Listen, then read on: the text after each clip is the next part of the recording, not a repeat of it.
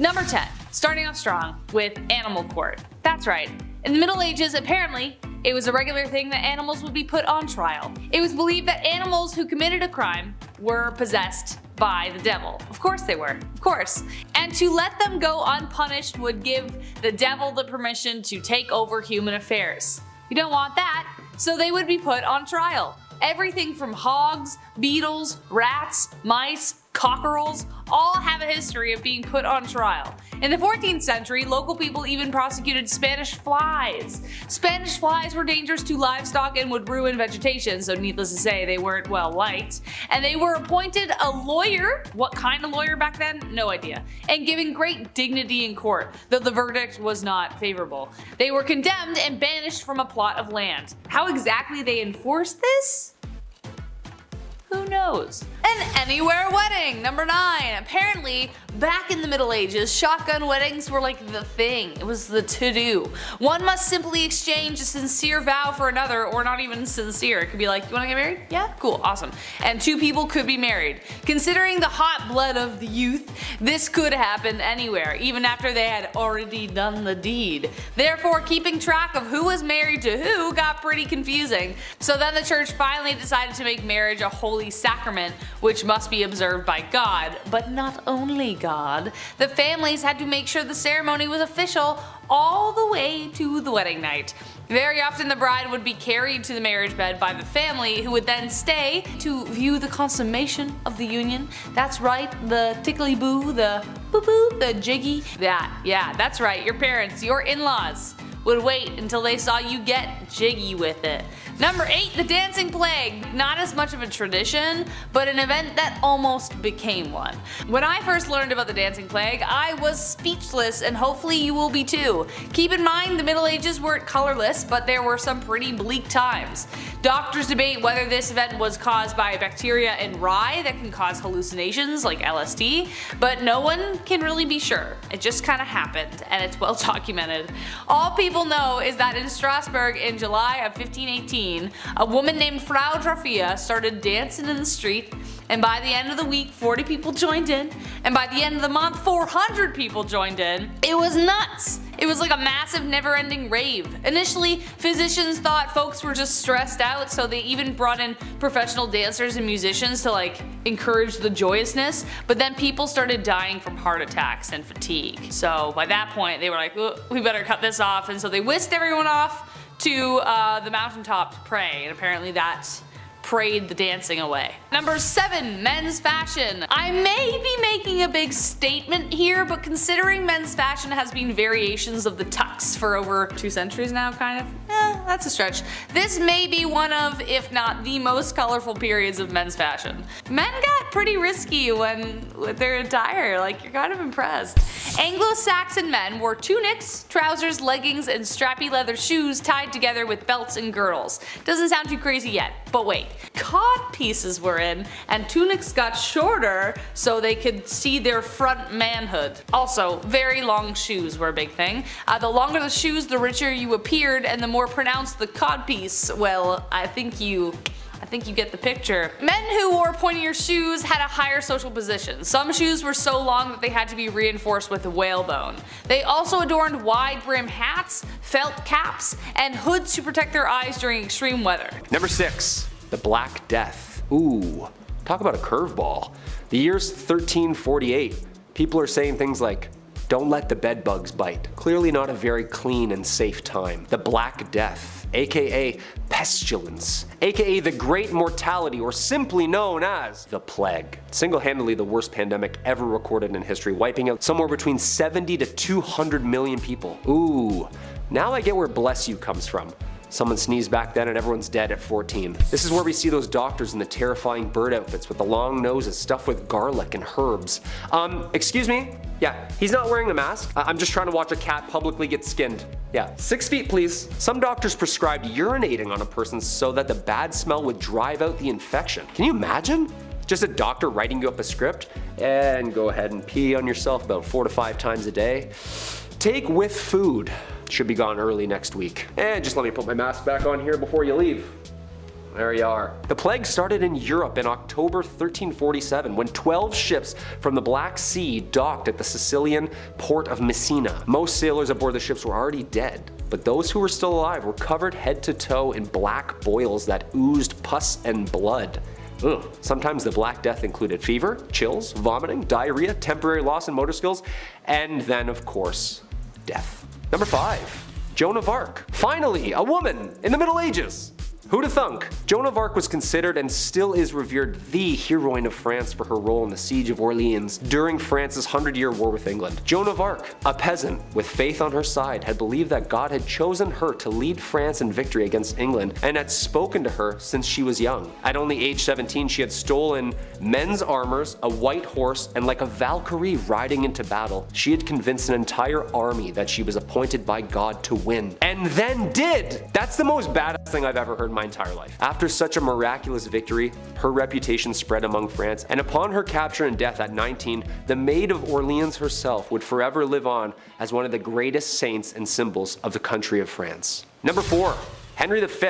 Another war? All these people do is kill each other. Does anyone fish? Or golf? No one, huh?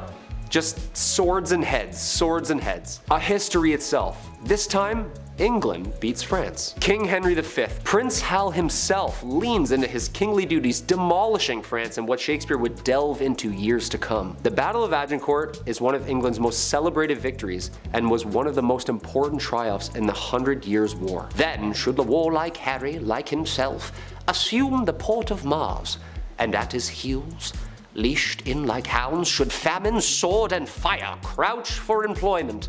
Henry V, prologue. Good stuff. How come these guys didn't just like rap battle or play soccer or something? Like, an arrow right through the chest is way worse than a red card, just saying. Hey, speaking of soccer. Number 3, mob football. I'm not talking about the mafia. Put 1,000 on Brady, would you? I'm talking about mob football, also known as folk football. It's just like our modern day soccer. Town versus town.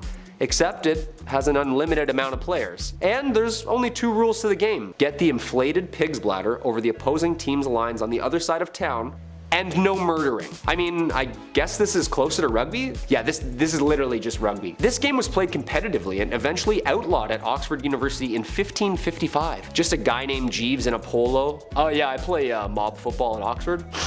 Yeah, I'm also in a frat. This game got so out of hand it was banned numerous times in England. There is great noise in the city caused by hustling over large balls from which many evils may arise which God forbid. We command and forbid on behalf of the king, on pain of imprisonment, such game to be used in the city of the future. Thankfully this game has calmed down over the years and now has become the most popular played and watched game across the world. Go Liverpool! Number 2, the printing press. The printing press is a machine that was designed for the mass printing of text, mostly in form of books and newspapers. With an unknown date of origin, first invented in China, this machine designed in the 15th century by Johannes Gutenberg was a revolutionary new form of writing which would only change the direction of history with the mass production of uniform text. Long story short, people didn't have to get the world's worst wrist cramp writing Hamlet over and over again. To be, or not to be, 86 more folios? The alphabetical metal keys would be placed into the device and slammed into the paper, pressing ink upon the parchment. You know there's gotta be some books half written in purple ink because they just ran out of black. Come on, we've all been there. Ink's expensive. Number 1, William Shakespeare. The Bard himself, arguably the most influential writer of the English language. William Shakespeare was born in Stratford, England. One of the easiest ways we can look back into the dialogue and lifestyle used by the people living in the Middle Ages. This playwright documents the world in which he lives from 1564 to 1616. Due to Shakespeare's unbelievable talent for building and fabricating an array of diverse stories and characters via players, modern day is able to see the Middle Ages and the similarities and differences the people were experiencing. His plays are based in the environment that they were written in. He writes about diseases, he writes about monarchy, he writes about women's rights. Okay, so no one actually got turned into a donkey by some fairies in the woods, but some of those wars actually did happen, and some of those kings and queens were really twisted. How this man created so many brilliant works and stories, all part of the mystery. Kicking off the list at number 10, boiling. Whenever I get in a bath that's too hot, I think of the medieval times. I can't help it. I can't believe this was once a real thing. I get chills thinking about it. Either water or oil would be used for this ancient punishment. To die by being boiled, that was reserved for those who poisoned others. So if you have any vials of poison, toss it. Don't do it, man, trust me. In 1531, the time King Henry VIII was running the show, they made boiling a capital punishment. So poisoning somebody back then was equal to treason. Therefore, it was agreed you should be boiled slowly in front of like a room full of people. I would say that's the worst, but I know what's also to come on this list. Number 9.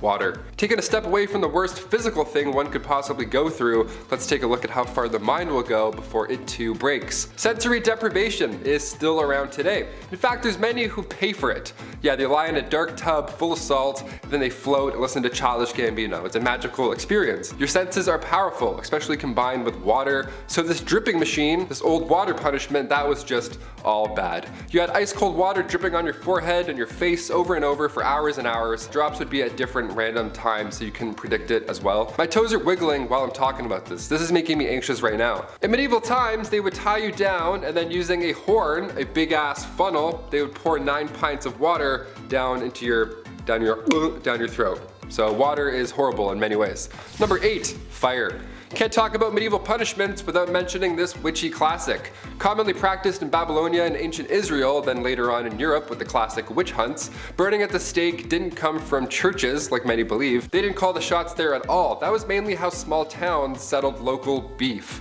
Yeah, by burning at the stake, instead of just like a fist fight at the park. Burning at the stake came in full swing way back in 1431 in France. French disbelievers like Joan of Arc, they were burned at the stake. It was crazy that they actually did this as a form of punishment. This is one of the worst medieval punishments, and believe me, there's a little bit of a silver lining here. It was quicker than most. Sometimes. Gunpowder was sometimes used so that the burning and stuff would be much faster and brighter and louder and much more horrible. A lot worse on paper, but a lot faster. So honestly, I think it's better. History is insane. Another red hot punishment used in medieval times was when the accused had to hold a red hot iron bar and then walk a few steps with it.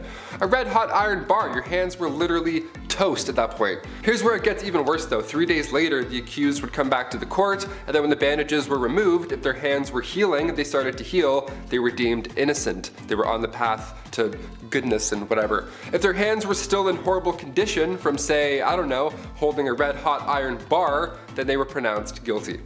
That's how the courts worked back then. Number 7, the rack. On to something not so hot and fast, but rather dull and slow. The rack is surprisingly well known. It was originally introduced to the Tower of London around 1420. The Duke of Exeter referred to this device as his daughter. What a weirdo. It's like guys who call their car like she. It's like, okay, just a little bit too close to your automobile, man. Relax. It was an open bed frame type device where your ankles were tied at the bottom and your hands were tied at the top. Already we're off to a horrible start. It was horizontal as well, and sometimes it was up. It was all bad. It would just leave you hanging by these ropes, and these ropes were slowly tightened more and more, obviously causing some problems to muscles and joints that were, holding things in place. This was done to extract information. This is also one of the worst things I've heard. Even getting tickled like this would be horrible. I couldn't even imagine. I make jokes because I'm uncomfortable. Honestly, hit that thumbs up to spread some good vibes because we're not even halfway done. Number 6, sexy and hairless. Women, on the other hand, had some even stranger qualifiers for beauty. While today having a thick and bold soap brow and a full head of hair is the ideal, it was the exact opposite for women in the Middle Ages. We have literally almost tried everything, and I fear what happens next. Like women's fashion, we've done a lot of stuff. Anyways, in the Middle Ages, a woman's forehead was considered the sexiest part of their face. Why? No idea. Maybe because her breath was so bad it was better to kiss her forehead, who knows. But either way, it was a big deal. So what women used to do to draw attention to it was pluck their eyebrows, hairline, and ashes away to make sure it highlighted that part of their face. So very often they would just have no eyelashes, no eyebrows, and like their hair would be like this far back. Number 5. Feast of Fools. The Feast of Fools was a very popular festival in the Middle Ages where everything turned topsy-turvy. On January 1st, specifically in France, they would elect a mock bishop or pope, and low and high officials would change places, kind of like an adaptation of the pagan celebration of Saturnalia, which we talked about in another video. Find it and post it below. People would wear hideous masks to conceal themselves from the festivities so they could behave fully in the activities. There would be parades throughout the city featuring drinking, singing, men would dress as women and vice versa, along with the general mischief. Even priests and clergy would be seen wearing masks during office hours and dance as women, panders, or minstrels. It was officially banned in the 15th century because it got too ridiculous and, the piety of the people were like, this is a sin. But despite the ban, it still continued into the 16th century. It seems like a pretty hard party to imagine, especially considering how pious they were back then. Priests dancing in women's clothes? Crazy. I mean, technically they're already wearing kind of dresses. They're long tunics. Number 4. Bloodletting. Along with traditions, there were certain medical practices that medieval physicians swore by. The most popular being bloodletting. Got a headache? Bloodletting. Have a flesh wound? Bloodletting. The plague? Bloodletting. Emotions? Maybe a little bit of bloodletting. It is exactly as it sounds. They would either make cuts to let the blood drip, or more usually place leeches on the skin. The rationale behind bloodletting, though, is really important. It was related to the belief in the 4 basic humors: blood, phlegm, black bile, and yellow bile. This translated to the 4 basic elements: earth, air, fire, and water. Being ill meant something was off with the humors, and therefore relieving an excess of humor was necessary. Therefore, if there was an excess of blood, it would be removed by bloodletting. If it was bile, they would purge it. Blood was declared the dominant humor by Galen of Pergamum way back in 200 AD, so bloodletting became the most popular. This tradition even lasted beyond the Middle Ages into the 18th century. In the 1800s, the French went through 40 million leeches a year, and also things started to get weird when George Washington was bloodlet when he fell sick with a cold. He died that way. It was a lot. Number 3. Here lies the heart. As you can expect, death was everywhere in the Middle Ages. I wouldn't have made it past the age of 4. I had tonsillitis too many times. That's probably true for most of us. Making it past child rearing years for women was outstanding. For men, you'd be lucky if you made it past 30. Tough times. So it only makes sense we talk about some of their unusual funeral rites. There were many superstitions around burials. Fear of disease and even vampirism determined what would happen to the body. Eastern Europeans would stake bodies through the heart in order to keep them from returning. Especially if they had taken their own life, they would have to be beheaded. When a village was cursed by plague, drought, flooding, or something other, they would dig up the bodies to investigate, sometimes burning them because they thought, ooh, wow, what's happening? Their nails are retracting, they must be a vampire. During plague time, the normal burial methods were abandoned and they had to resort to mass graves. But on the battlefield, there was actually a very sweet tradition. If a loved one died on the field and the body could not be transported back, the heart would be removed instead. It would either be kept in a box of ivory with spices or buried somewhere. Number 2. The mystery plays. If you weren't busy trying to avoid the Black Death, then you might have attended something called a mystery play. Mystery plays were a sequence of performances referred to at times as the cycle plays. During the 15th to 16th century, before playhouses were even a thing, these plays were performed annually in the biggest towns in Britain. They were called mystery plays because they primarily addressed the miraculous mysteries of God himself. Throughout the whole course of the day, the whole arc of the universe from Garden of Eden all the way to Judgment Day was performed. They were organized and funded by acting guilds, which was another reason as to why they were called mystery plays. The troops themselves were called mysteries. The troops were often made up of craftsmen who would use the show to show off their wares. The performers were ordinary people with a flair for the dramatic, but they had to be damn good, otherwise they would get vegetables thrown at them. People looked forward to these performances all year round, so it was standing O or nothing. And last but not least, soccer. Like most sports, soccer actually has a pretty violent origin, kind of like lacrosse, though it was still considered a game. Soccer, aka the more accurate title, I have to say football, because football had far less rules. It could have an infinite number of players and could take part across an entire village. The goals were sometimes set miles apart and the game would often be used to settle disputes.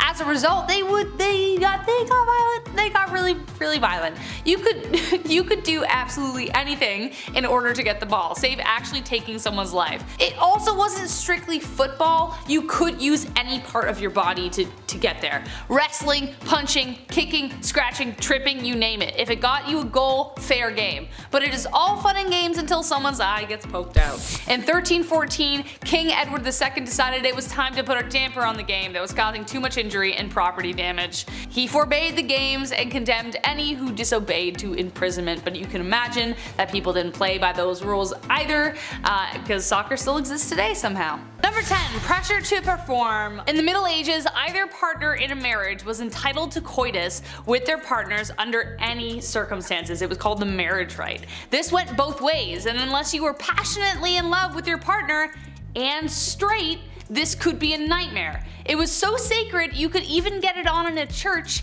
and the priest would be like, yep, go for it. Failure to perform in the bedroom or anywhere was grounds for divorce, which was a huge deal at the time. Now the first problem here is a lack of consent, but the biggest problem for men who weren't inclined to sleep with their wives was impotency. There was no sympathy for men in these circumstances. If a wife accused her husband of this, then the couple would have to undergo a bedroom trial, where a crowd of wise elders, mainly grandmothers, aunts, and mothers, would watch the couple in their bedroom for 3 nights. If you were rich, this was even worse. These trials would be carried out in public, in court. Yeah, that's right. The wife had to prove that the husband couldn't get it up in court. Now he could call on women of the night to prove his prowess, if he was so inclined, but if it was proven that he couldn't, then the couple would be divorced. But the bottom line, the main point of marriage was to have children, and if there weren't any, then this failure was placed heavily on the man. Number 9. Beastly justice. I figured I would put a lighthearted one on this list. This actually made me laugh while I was researching it. Beastly justice was when animals had to go to court. They were also put on trial, like a full trial. It's wild to look back at a knight and the things they had to do for their kings and queens, but the fact that they also had to get up early and attend these courts, royal courts, where a wild animal was taking the stand.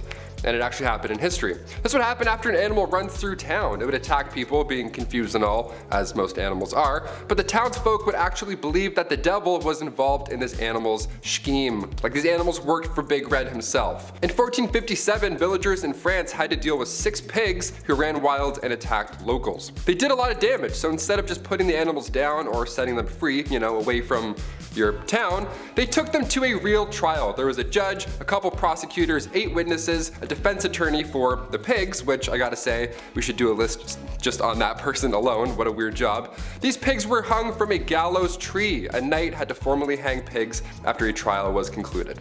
The 1400s were a wild time. Your Honor, due to my client being a pig, Number 8. A tanner. Even for a medieval peasant who never washed or cleaned themselves and literally lived in filth, this was a dirty job. Women were more commonly found in household chores or as milkmaids, barmaids, weavers, artisans, and tenant farmers. This job may have fallen mostly to men, and it was a rough one, I'll tell you. Men would rather go to war than do this job. You had to get skins from a butcher, along with the grime that covered it, which was mostly manure and blood. Then you had to trim the skins and get rid of all the hair. To do this, they had to let the hair follicles rot by sprinkling it with urine or soak it in a wood, ash, and lime solution. Can you tell which one was cheaper? Then they'd scrape off the hair and any skin before washing it again in pigeon droppings or dog poo to remove the lime and make it softer and more flexible. Or the craftsman might use fermented barley or rye with stale beer or urine, again, as an additive. This could take up to 3 months. 3 months plus longer, as there was more rinsing and stretching until it could be used. Leather was a crucial resource, so though dirty, it was a really necessary job, but oh my god. No thank you. Number 7. Being a knight. Being a knight, obviously it sounds cool. They have the sword, they have the horse, the flowing hair, they're saving the damsel in distress, all that jazz that you picture in your head. It actually sucked being a knight, a lot. First of all, chainmail. You know how heavy chainmail is alone? It's like 55 pounds, and that was underneath all of your armor. No way I could climb up on a horse wearing armor or chainmail. My knees would buckle. No thank you. Being a knight is something that starts when you're 7 years old as well. You would be given to a noble to learn for 7 years, and then at age 14, you would become a squire. A knight's intern, not an ideal job to have when you're 14, but okay. But if you stick it out for just 7 more years, then you become a knight. And then you can get your chest blown off jousting. Neat. All that time just to get rocked by another bigger dude on a bigger horse. No, just no for me, folks. Number 6, molten metal. This was another form of capital punishment, and if you've seen Game of Thrones, it'll ring a familiar bell. A few of these do, actually. Yikes.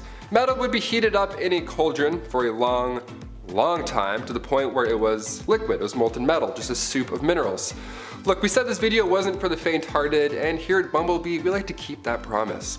They would then pour the molten metal on your head, or more commonly known, they pour it down the throat of the accused. Obviously, it wasn't done as a method to extract information, it was done to brutally end someone's life. Because they're not talking after that, of course. Execution by molten metal was supposedly done to a wealthy Roman general, Marcus Licinius Crassus, back in ancient times. The metal would burn your muscles and skin, literally cooking it, and then after a few moments, it would harden. Bad, not good.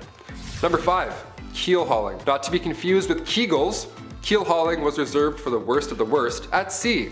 This was used by pirates for sailors who disobeyed orders and all that jazz. The victim would be suspended by a rope with rocks or weights around their ankles, then they're lowered to the keel of the ship where all the sharp barnacles live. After so long, these ships are so old, it's just piled on, layers and layers of barnacles. Then they would get dragged all along them with the water and everything. Water plus pain, it's a lot, it's a deadly combination. Anything to do with barnacles in the sea, no chance. I'll literally tell you anything, Blackbeard.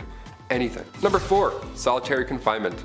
This is a kind of punishment that still exists in our modern society, but it can truly be one of the worst punishments out there because of the type of psychological distress that it causes. We were all just in a pandemic for so long. We got so bored and we had Netflix and iPads and whatevers. I can't even imagine this back in the day. Basically, it's a prisoner living in a single cell with little to no contact with anybody else. Not even like a guard or anything rattling keys like in the old times. It was just nothing. No one would even check on them. There are many stories about people being locked up for so long they forget about their families, and some people have gone away to solitary confinement for so long that once they're out, they just forget how to speak, really. They forget how to be a human and interact in the real world. Solitary confinement and the negative effects that it has on a person is becoming a wider topic of conversation because of the effects on a person's mental well-being, and it's a topic for a lot of human rights organizations. Back in medieval times, solitary confinement was literally just a room made of stones. It was pitch black, freezing cold, you were tucked away below some janky castle, and most of the time you weren't really alone. In the dark, nibbling away at your little piggies were,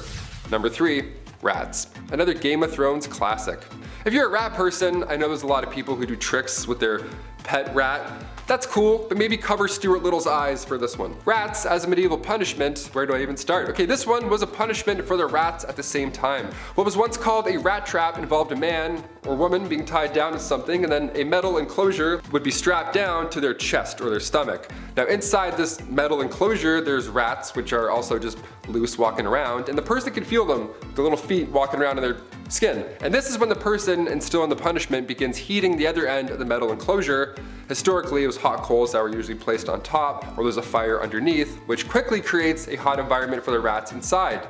From there, the rats begin frantically searching for a way out, but because it's made of metal and they can't bite through that, they find your skin, and then that they can obviously bite through. So you can paint the picture in your head. It's disgusting. Number 2, the breaking wheel. The breaking wheel is literally just a large disc, a pirate ship wheel almost, just lying there, where somebody is then tied to it and everybody else just hammers them and beats the shit out of them over and over. But of course, since we're talking about medieval times, everything has to be a show and whatnot, so once the accused was beaten and then presumed dead, the wheel would lift up and turn just to show everybody what's up. Another way to use the breaking wheel, yep, there was more than one, again, creative folks back then, they would tie a person to the wheel and then continue to rotate it, and then all the ropes below would get tighter and tighter and twist. Kind of like the rack, but with a literal twist. And finally coming in at number 1, the Brazen Bull. This one takes the rat's problem and then makes it a you problem. Out of all the ones on this list, the Brazen Bull is the last one that I would do. Straight up haunting. It's also been referred to as a Sicilian bull, and basically, it's not too complex. There is a bronze sculpture, often in the shape of, you guessed it, a bull. But in medieval times, it was just a big, closed cauldron, and usually it was large enough to fit a person inside. Yeah, this was in a Saw movie too, I believe. That's how you know it's a good one, when it's in the movie Saw.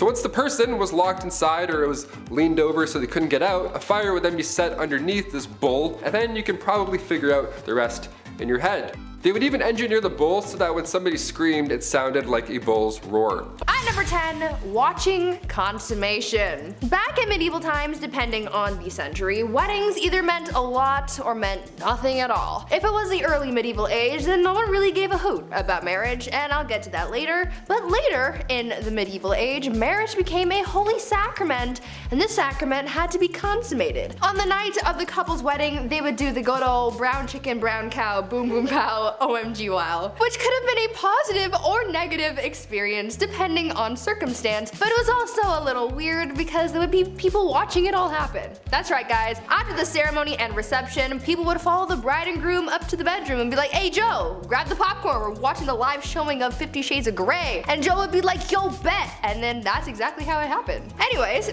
this was all done so that there were witnesses to the consummation, so that the marriage's validity could be backed up. So if anyone tried to deny that their marriage was legit, Joe with the popcorn would be able to back up the bride and groom and confirm that everything happened. Kinda kinky, kinda weird. Number 9, dowries. Today's weddings are so insanely expensive. I don't know if it's ever gonna happen for me, for that reason alone. But, you know, they kind of replaced the dowry altogether. But what was a dowry? It was a set of assets, money, material, goods, real estate that would be given to the groom once the couple united. The purpose of the dowry was to entice a groom to marry the bride if he wasn't already attracted to her.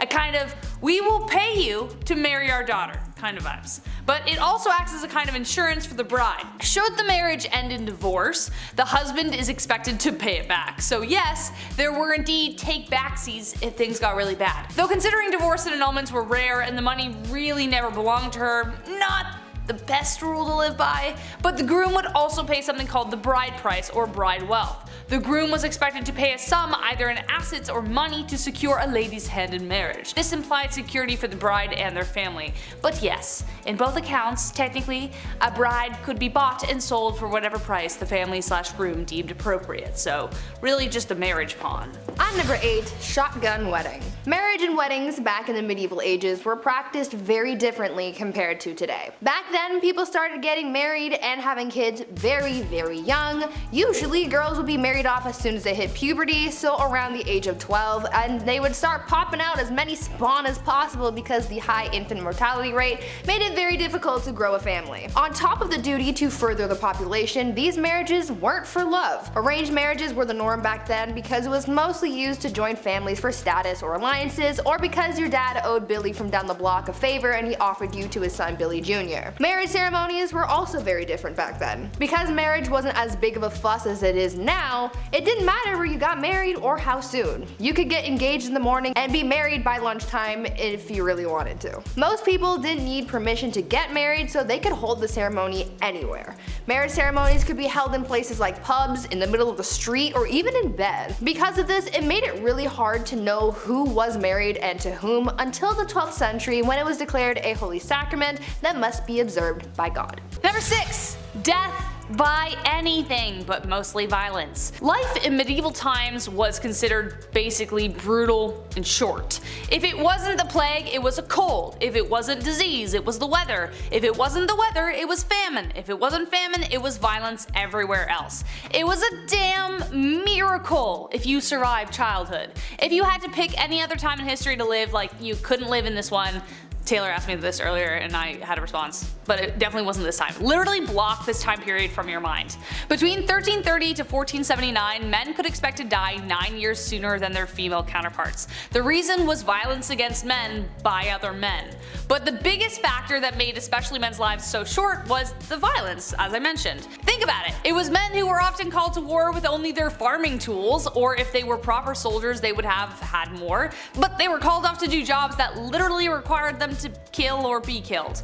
Homicide levels in medieval England were around 10 times higher than they are today. This isn't to say at all that women were excluded from this, they were mostly the victims of this violence, but there was a culture around men that expected them to take part art and violence to the extreme. From drunken brawls to duels to playful sword fights gone wrong. Torment, there was a lot going on. Male gangs were responsible for most of the mayhem as they were bolstered with the need to prove themselves. But also, if you were about to get mugged in an alleyway and somebody wanted to fight you, which was very likely because everyone was on edge, it was good to have backup. Number 5, rat catcher.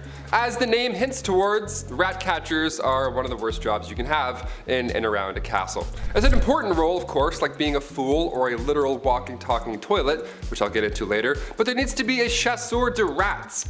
Chasseur de rats. I'm just gonna start calling myself that. Back in those times, rats and mice were the leading source of spreading disease. They didn't have city buses or, people walking around throwing bottles, and with these castles being big and dark, they were probably full of rats. Black rats were a common household problem, yuck, so in comes the well-respected rat catcher. These guys would sometimes try and use spells to get rid of rats. Wouldn't work really too well, but more often than not, that didn't work, so poison powders were the main trick of the trade. The most famous you probably heard of is the Pied Piper. He visited Germany, he arrived in this small town, and rumor has it this guy used a flute to drive all the rats just into the river. He does a musical performance and then exterminates all of your pests. If anything, he should be getting a bonus. But rather, the town insists they weren't even gonna pay him, so he used his flute to make everybody just go away and leave the town forever. What an OG. He's like, you don't wanna pay me? No sweat. Number 4, the Crusades. Just imagine this. Thick, heavy metal armor reflecting the heat from the sun back against you as you chug along the desert. Despite being in the Holy Land, this certainly sounds like hell. As I mentioned earlier, men were expected to go to war when called, even if they had no training or skill and maybe knew how to use a toothpick but had no idea what a sword was. For many, it was a death sentence, and the first Crusades were particularly brutal because you weren't only being called to war because of, honor, but you were being called to war because it was a religious thing. Getting there was awful in the first place, you might not even make the voyage. Then marches through the desert were long and hot, with soldiers constantly at odds with starvation, dehydration, disease, infection, the elements, and then of course, a spontaneous attack from the enemy. So you're exhausted and all of a sudden you have to be like, fighting somebody to save your life. There are even stories of some of them boiling shoe leather to eat it because they had nothing else. And after what we know of tanning, many crusaders justified their suffering as a part of the spiritual journey, so if you did fall ill to disease, you were just kinda left by the side of the road to die alone. Number 3, groom of the stool. Nowadays, assistants grab your coffee for you, maybe they answer some phone calls, keep the business running while you're off doing your other business stuff. Assistants are vital. The groom of the stool was quite vital when it came to the king. Created by King Henry VIII, the role was to assist the king's bowel movements. Yeah, you had just a box with you that you carried at all times, little opening lid, smelled horrible, and you would literally follow the king until he needed to use you. Yeah, porta potties weren't a thing, and there's no way you're going to catch a king in the woods. In fact, you won't even catch a king wiping his own behind. That was also reserved for the groom of the stool. Lucky you. And this stool, you would have water, towels, a wash bowl, the whole setup, and you're probably thinking, Taylor, which poor soul had to be stuck with this role? What must you have done to deserve such a punishment? Well, this is the job you wanted, really. Only sons of noblemen could take on this role, and in doing so, they also gain access to every room, tons of nice clothes, any bedchamber furnishings, and of course, a high pay. Yeah. I would say this is the craziest job on this list, but it's really not. Number 2, the executioner. A man named Franz Schmidt meticulously chronicled his life as an executioner in detail, and well, as you can guess, it's not a fun one, but there was a lot of humanity behind it too. He had to start practicing on pumpkins at first, then graduate to live animals, and then humans. Who would choose a role like this? Well, though legally the role wasn't hereditary, it pretty much was by expectation and blood. The job was passed from eldest son to eldest son, with other sons being trained to fill vacancies.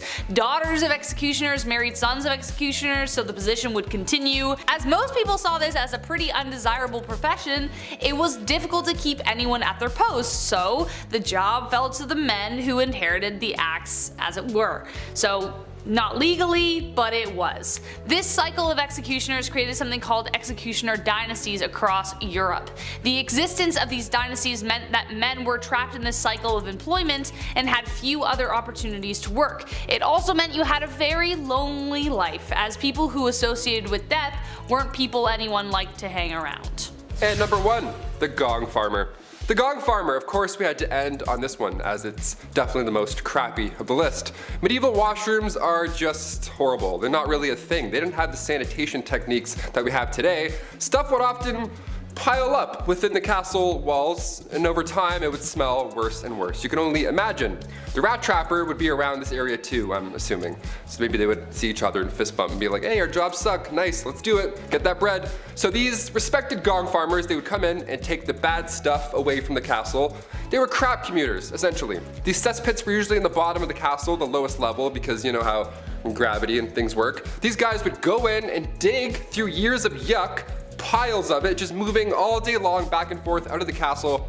They too were paid well, really well obviously, but a lot of these Gong farmers got sick. A good number of them just wouldn't come out of those pits. Pretty horrible, right? And on top of that, people didn't like talking to them. Their job wasn't cool like the guy who takes heads. Head and shoulders also didn't exist back then. They didn't smell the best. They were often just kind of and they cross the street. It was sad. It was all bad. Hashtag all bad. At number 10, groom of the stool. There were a lot of really horrible jobs back in the Middle Ages. I mean, these people literally took any task you could think of and turned it into an actual profession.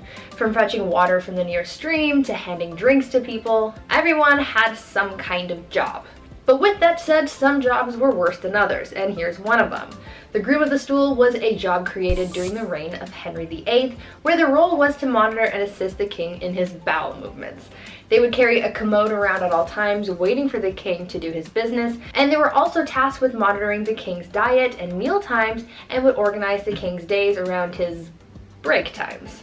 They were also tasked with undressing the king for him to do his business, and it's also been suggested that they would have to, quote, cleanse the royal posterior as well. You know you're well off when you hire someone just to take care of your bodily business. Talk about a crappy job. At number 9, kissing sheets. For thousands of years, one of the biggest threats that people of royal or high status had to worry about was being taken out by their enemies.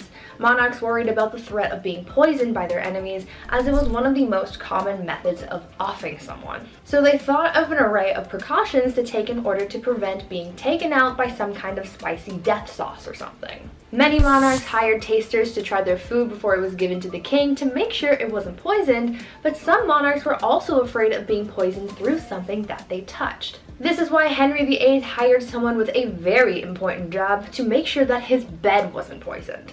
The person who was tasked with making the king's bed was also required to kiss every part of his bed every morning. They would kiss the pillows, the sheets, and blankets to prove that someone hadn't smeared poison on it. The king was also concerned with people poisoning his clothes too, as well as his sons, and so they would be tested for poison before they got dressed. Henry VIII was really out here providing employment for just about every weird task you could think of. Before we carry on talking about some of the strangest professions from back in the Middle Ages, why not take a moment to leave a like on this video if you're enjoying it so far, and while you're at it, consider subscribing to the channel to see more videos like this one. At number 8, leech collector. Back in the Middle Ages, things were still quite underdeveloped, like medicine for example. In our last video, I told you guys about alchemists who, at the time, were pretty much the ones who sought out cures for different ailments. Because science wasn't really known to them back then, they tried using whatever they could find to create cures, and one of the most common things that were used in medicine were leeches. Now, as we've learned by now, anything could become a job in the Middle Ages, and so gathering leeches became a profession. What's even weirder than the fact that finding leeches was someone's job is the method of how they collected those bad boys. Leech collectors would wade into the water with bare legs and wait for the leeches to come to them. They would swish around and try to gather as many leeches on their body as possible. They would then get out of the water and pry the leeches off, putting them into a bucket and selling them to people in town like barber surgeons and other medical professionals. Now, I can't say I've ever had a leech on me, so I don't really know what it feels like, but I can imagine that it's an uncomfortable feeling, so to have a bunch of them all over you must have been a nightmare. At number 7, fuller. Wool was a very important part of life for people back in the Middle Ages. They were able to make all sorts of things out of it, and because it was waterproof because of the natural oils in the wool, it made processing the wool quite easy. But soon people found out that whatever they made out of the wool ended up being quite coarse and frayed easily. They figured that if they removed the oil from the wool, then it would make the overall product a little nicer, which it did, but the oil removing process definitely wasn't pleasant. Back then, in order to get the oils off wool, people called fullers would process the wool by pouring stale urine over it and then stomping on it. They needed some kind of alkaline solution to dissolve the oils, and urine was the best and most abundant solution. What makes this extra gross though is the fact that when it came to big batches of wool, they would have needed the urine of a bunch of people to get the job done. So that means that the fuller would have been sloshing around in the urine of like half the town. Gross. Number 7, no objections. So obviously, with a lot of people marrying willy-nilly, a lot of marriages mostly made people miserable. Maybe.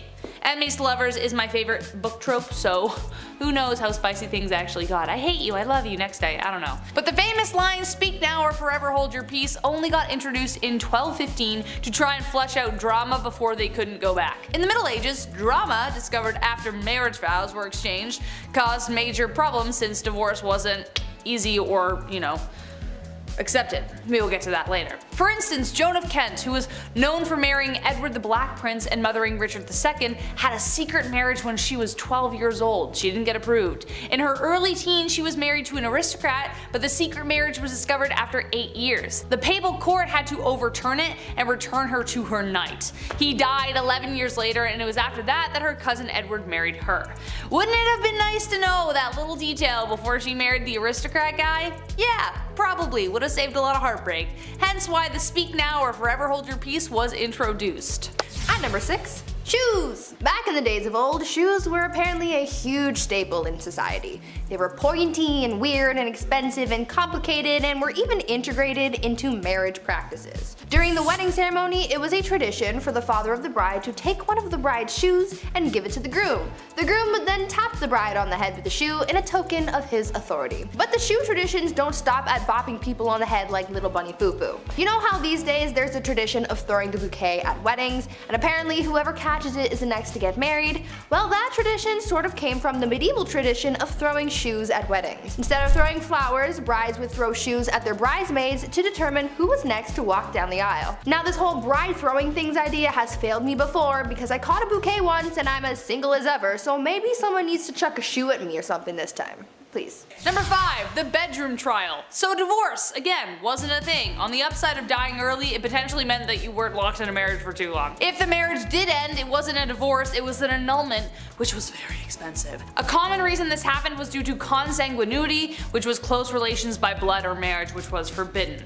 Other grounds would be adultery, leprosy, and impotency. Also failure to concede to the marriage debt, which was the obligation for both spouses to engage sexually. It actually didn't matter where this happened, you had to do it even if it was in a church. It was a big deal. Enter the bedroom trial. Court cases from the 14th century show records that bedroom trials took place that would determine whether a marriage should continue. The bedroom part is exactly as it sounds. The man and the woman were placed in a bed together and were to be watched by the wise women for several nights. If over the course of the night the man's member remains of no use, i.e. impotence, then it was determined that the marriage should end. But the wise women were most likely either complete strangers or the groom's grandmother. So I doubt that would have helped with the getting it up part.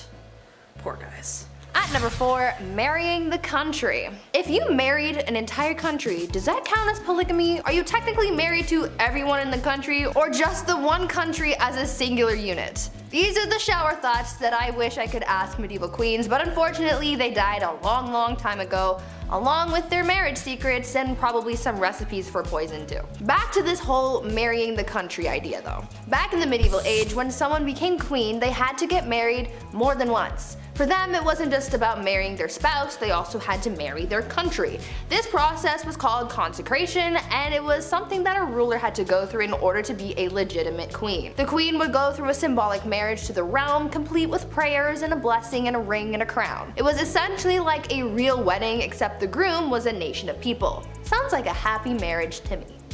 Yeah. Number 3, the veil. As As we have determined so far in our list, love wasn't the primary reason for marriage, especially for nobles, so as a result there were quite a significant amount of arranged marriages. Besides the symbolism of humility and purity, it was also used as a way of disguising the bride entirely. The bride would often be wrapped from head to toe to protect her from evil spirits. This tradition goes all the way back to ancient Roman times. That's one explanation, but during arranged marriages it was more literally used to hide the face of the bride from the groom. So if he didn't like what he saw after he literally unwrapped the package, well, too bad, she's yours now. Eventually veils progressed to being much smaller, but the tradition of revealing the bride to the husband to declare ownership remained a tradition even to this day, kind of, except now it's more romantically idealized. Did you see Priyanka Chopra's awesome veil in that? You know the one. At number 2, long distance marriage. You know how during the pandemic people started having Zoom weddings? Well, in a way, people have been doing something similar since the medieval ages. Back then, a lot of weddings were simply for political reasons, and so a big ceremony was rarely needed. So when two people from different kingdoms were getting married, they didn't necessarily need to be there for the wedding. Instead, they could send proxies and have someone marry their new spouse on their behalf. This would be the legal binding of marriage, you know, the paperwork side of things. But once both parties could finally meet in person, then they would hold a second ceremony with all the pomp and circumstance that you would expect. And yes, it still included the whole watching the consummation thing. Ew. This proxy marriage actually happened to Marie Antoinette, and her brother was her proxy until she could get to the formal ceremony. So now we know that even back then you didn't have to show up on time to your own wedding, and you could just get someone else to do it. Sounds a little cold to me, but like I've said before, love is dead and it died a long time ago. Mic drop, thank you. Number 1, last but not least, and this is the most messed up, the Lord's Rite. This one is definitely the most messed up tradition, and I don't even know how it was justified in the first place. Like, why was it even in place? Someone clearly made this happen so they could piss people off. The last thing anyone wants at their wedding is someone interfering with the wedding night. As we know, people for the most part had to observe the ceremony, but the Lord's Rite was something even more horrific. The droit de seigneur was a feudal right that existed in medieval Europe that gave the lord of the land the right to sleep with the bride on the first night of the marriage. That's right, so most often they would take the bride's virginity. Now, just how often this right was carried through is debated, but if your lord had a particular vendetta against you, it wouldn't be surprising. This right could also extend to a lord taking the virginity of every woman in the village, even if they didn't want to get married. It was ridiculous. However, late Middle Age and Renaissance era texts don't clearly determine whether this practice ever occurred. Texts from 15th century Switzerland references the Lord of Mar demanding the right of the first night or a hefty fee. So either you pay for it or I do it. The droit de seigneur was depicted in Mel Gibson's Braveheart, which added to the infamy of the idea, but no physical evidence determines whether any lord actually did it, but it did technically exist. Gross. At number 10, water carrier. These days, we have it so easy. We have the internet at our disposal to learn about pretty much anything, we have cars to get us from point A to point B, and all of our resources are close by. We get food from the grocery store and water from the taps in our houses. But back in the Middle Ages, things were a lot tougher for people, and they had to go through a lot just to get basic life necessities, like water for example. Getting water to people wasn't as easy as you might have thought, and so that's why getting water became a whole profession. In a medieval city, you lucked out depending on the area that you lived in. If you lived close to a river or stream, then you could get all the water you wanted, and pretty easily too. But if you weren't so lucky to live near this resource, then you might have had to hire a water carrier to fetch it for you. People sought out strong young men to become water carriers for them, and as the name implies, they would get paid to go to the nearest source of water and bring it back for their employer. This profession became pretty popular in the late medieval period in London, and by this time so many people were working as water carriers that they created their own fraternity. At number 9, town crier. I'm sure you've heard of the town crier at some point in your life, right? They're often incorporated into pop culture pieces that take place in the medieval times. When you think of the town crier, you might also think of the famous hear ye that is associated with the speeches of the town criers. Back in the Middle Ages, the role of the town crier was a very important one, as it was a crucial way for the local authorities to communicate with the residents of their community. The town crier would often make announcements of new laws, royal proclamations, the start of events, and even the punishments of of criminals. They were basically the news anchors of the past. Also, as I mentioned, we normally associate the town crier with the phrase hear ye, but the phrase first started off as oye, oye, oye, which later evolved into the phrase that we are more familiar with. Before we carry on talking about these strange jobs from back in the days of old, why not take a moment to leave a like on this video if you're enjoying it so far, and while you're at it, consider subscribing to the channel to see more videos like this one. At number 8, scribe. These days, most people know how to read and write. It's part of our basic education and is one of the first things that we are taught as kids in school. As we progress in society, basic literacy is taught more and more throughout the world, as some people in parts of the world might not have access to this privilege, but back in medieval times, most of the population was illiterate, which made the roles of scribes so crucial. Not everyone had access to the right education, but for those who did and could read and write, they often became scribes. The role of the scribe was as straightforward as the name predicts. Essentially, their job was to write. Scribes were hired to write all kinds of documents ranging from letters to business contracts. One of their hardest jobs though was to copy manuscripts, which was a job that may have taken a scribe several months to complete. Many men and women in monasteries held jobs as scribes, but for common folk in villages, being able to become a scribe was seen as highly valuable as well. At number 7, Reeves. These days we have elected officials in our communities who serve as a sort of voice of the people. Back in the Middle Ages, they sort of had someone similar to that, and they were called Reeves. The Reeve was something of a local administrator, and their job was to oversee the day-to-day running of a manor, as well as to solve disputes between the peasants. The Reeve was a peasant too, but they were normally elected by their neighbors or chosen specifically by a lord, and served as a Reeve for a 1-year period. This job eventually faded away as the feudal system began to decline, but fun fact, you can still find some Reeves in parts of Canada. At number 6, aediary. In the Middle Ages, religion played a big part in the lives of the people, and there were actually quite a few jobs centered around having something to do with the church. This is true with aediaries, who worked almost like a secretary for the church. This position was normally held by a man who wanted to move up in the church's hierarchy. He was basically doing a menial task to butt kiss his way to the top. Aediaries were tasked with being kind of like a church bouncer. They would make sure that unbaptized people didn't come into the church during certain times, and they would also man the doors during baptisms. This profession was based on the Roman habit of having a slave guard the doors of their master's house. At number 5, bear leader. Now here's a really strange job from the Middle Ages, which sounds both terrifying but also kind of cool. Back in the Middle Ages, blood sports were all the rage. Many of the monarchs who ruled during this time were obsessed with watching blood sports, which honestly kind of explains a lot, but that's besides the point. One of the most popular blood sports was bear baiting, which involved making a pack of dogs fight a bear. Sounds gruesome, but it also begs the question, well, where did you get the bear? Well, that's where bear leaders came into play. For bear leaders, their whole job was to lead bears from village to village so that they could participate in blood sports. Now it sounds super dangerous because, well, we're talking about a big bear, but imagine how much of a flex that would be to say, yeah, I wrangle bears for a living. Like, how cool would that be? Now that's something to put in your Tinder bio. At number 4, the piss prophet. As we all know, medicine wasn't all that advanced in the Middle Ages. There were no actual doctors, and the people you would have visited if you were feeling unwell were the same people who doubled as barbers, so I don't know how accurate their medical diagnosis would be.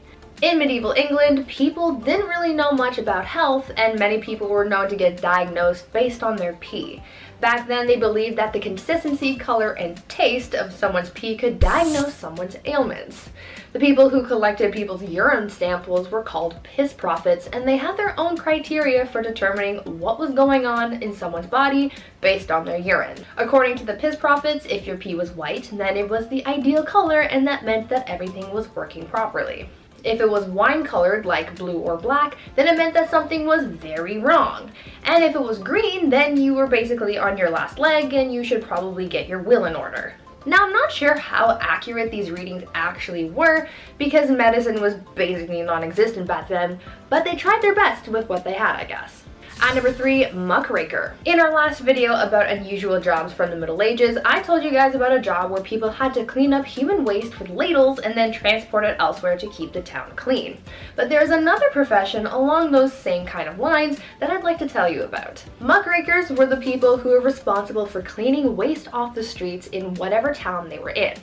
You see, back then, people kind of just disposed of their waste wherever they pleased. But since this waste, like human and animal excrement, rotting food, and entrails, had nowhere to go and kind of just sat around the streets, you can just imagine how disgusting that must have been. So that's where muckrakers came in. These were brave people who basically rode around town, collecting waste off the ground and throwing it into carts to then be transported out of the city.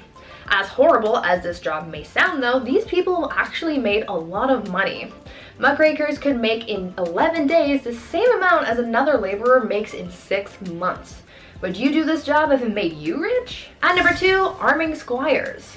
I've talked about squires in a previous list about medieval knights, and if you've watched that video, then you might be familiar with how unpleasant the life of a squire could be. At a certain point in their training, a squire would be tasked with basically being an assistant to a knight, and a lot of their assistance was guided towards the knight's armor and weaponry. In the Middle Ages, arming squires were given the task of maintaining the knight's armor.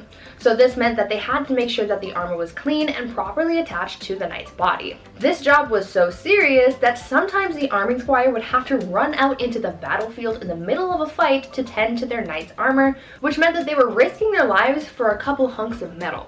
And finally, at number 1, pure finders. Now I think this last job on our list must be one of the worst ones by far. We've talked about how people harvested leeches, cleaned waste off the streets, and stomped on urine-soaked wool, but imagine if your job was just to go around the town and pick up as much dog poop as you possibly could. This was basically what people called pure finders would do. Dog poop was essentially used as a drying agent by tanneries to make leather for bookbinding. This was a lot of people's full-time jobs, but imagine how crappy this job would have been.